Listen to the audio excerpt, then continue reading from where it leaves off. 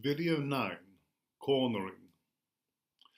This will be the first of three often unrecognized mechanisms that, if illegalization's higher prices really were to become reality, would push users to use more drugs rather than less.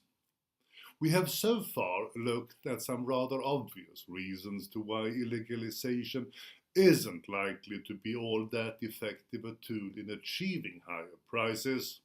In this video, I shall present the mechanism by which illegalization can cause market cornering and thus monopoly-like surpluses.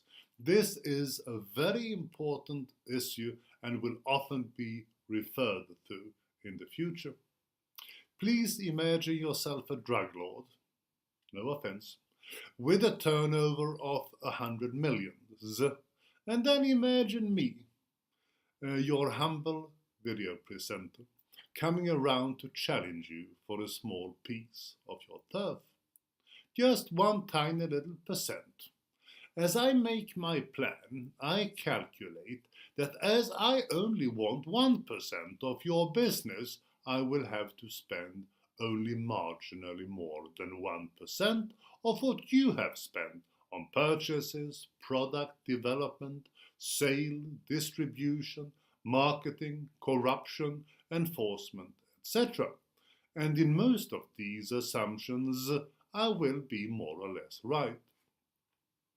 However, in believing that I will have to invest only 1% of what you have invested in enforcement that is guys doing our dirty work, my calculations were way off. And in discovering this, I will find myself violently thrown out of the relative realm and into the absolute. That's because my one enforcer will not become equal to your 100 enforcers simply because I only want 1/100 of your business.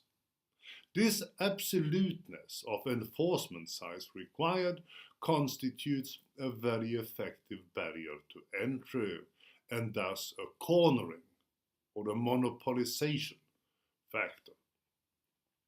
This is a factor that allows you and your fellow drug lords to set price pretty much wherever you want to set it. And where you want it, of course, is where you maximize your profits, or wherever your marginal cost equals your marginal revenue, if you happen to be into that sort of a lingo. It is this particularity of many illegal markets, absolute rather than relative enforcement costs, together with the somewhat absolute costs of setting up networks more than anything else that causes the high profits and great surpluses of the drug trade. Or, differently put, as a commodity is outlawed, those trading in it will lose access to legal arbitration, and therefore they will need private law enforcement to enforce their law that will double in other crimes, in corruption, and, last but though slightly abstractly, very far from least, as a barrier to entry, as a cornering tool.